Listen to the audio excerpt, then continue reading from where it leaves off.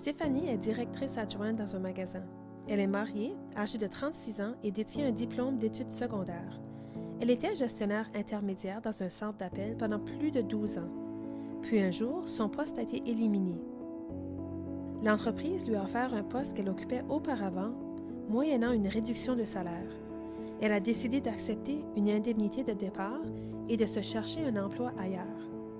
Au début, elle a travaillé à temps partiel comme commis-vendeuse dans un magasin de détail. Après quelques mois, elle a été promue comme directrice adjointe.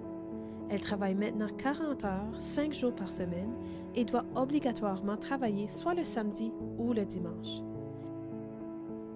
Elle gagne 14 $ de l'heure pour un salaire annuel de 29 120 $. Stéphanie peut prendre des vacances, mais ne peut pas se les faire payer plutôt que de les prendre.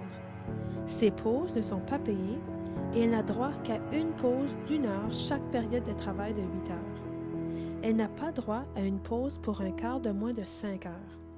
Les employés à temps plein bénéficient de prestations de soins de santé.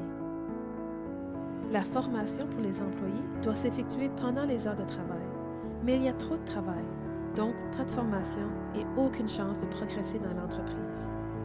Pas question d'épargner de l'argent ou d'avoir un fonds d'urgence, et elle ne peut plus contribuer à son régime de retraite. Les heures de travail de son conjoint ont également été réduites. Il y a donc moins d'argent pour payer les factures. Afin d'être en mesure de joindre les deux bouts, ils louent un appartement dans le sous-sol d'un membre de leur famille. Ils ont du mal à voir comment ils pourront aller de l'avant. Comment la situation de Stéphanie changerait-elle avec des congés de maladie payés, 15 $ de l'heure et l'indexation?